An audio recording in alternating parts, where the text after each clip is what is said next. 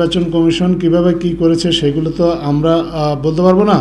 তবে আমাদের এই বর্তমান সরকার, অন্তর্বর্তীকালীন সরকার যেভাবে কাজ করছে, আমাদের মূল লক্ষ্যটা হচ্ছে নির্বাচনটাকে সুষ্ঠু করা, এবং নির্বাচনে যদি কোনো অনিয়ম হয় সেটা যাতে তাৎক্ষণিকভাবে সাংবাদিকরা রিপোর্ট করতে পারে সেটা নিশ্চিত করা, এবং সেটা নিশ্চিত করার জন্য এবং আচরণবিধিটাও কিন্তু নাহলে তো আগের মতোই এটা রেখে দেওয়া হতো, আগের মতো একটা যেটা আছে সেটা দিয়েই কাজ চালিয়ে যেত।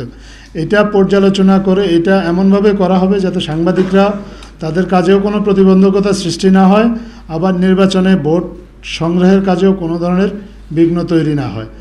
বর্তমান অন্তর্বর্তীকালীন সরকারের কোনো দল নেই, কোনো দলের প্রতি কোনো দায়বদ্ধতাও নেই। আমরা নির্বাচনে অংশগ্রহণকারী প্রত্যেকটা রাজনৈতিক দল যাতে সমানভাবে নির্বাচনী কার্যক্রম চালাতে পারে সেটা নিশ্চিত করার জন্য যা যা পদক্ষেপ নেওয়া প্রয়োজন সরকারের পক্ষ থেকে সম্ভব সব ধরনের পদক্ষেপ নেওয়ার চেষ্টা করবে। এবং কোনো রাজনৈতিক দল যদি নির্বাচনী আচরণবিধি ভঙ্গ করে, যেহেতু সরকারের নিজস্ব কোনো দল নাই এবং সরকারের কারোর প্রতি রাগ এবং অনুরাগ দুইটার কোনোটাই নেই, আমরা চেষ্টা করব কোনো রাজনৈতিক দল যেন তার নিজস্ব নির্বাচনী আচরণবিধির বাইরে গিয়ে অন্যের জন্য কোনো ধরনের প্রতিবন্ধকতা সৃষ্টি না করতে পারে, বা অন্যের উপর কোনো ধরনের প্রভাব, বিশেষ করে সাংবাদিকদের উপর কোনো ধরনের প্রভাব খাটাতে না পারে, বা কোনোভাবে কোনো রাজনৈতিক দল দ্বারা কোনো সাংবাদিক যেন কোনোভাবে হয়রানির কোনো শিকার না হয়। যদি এগুলো হয় তাহলে আপনারা তাৎক্ষণিকভাবে প্রশাসনকে জানাবেন।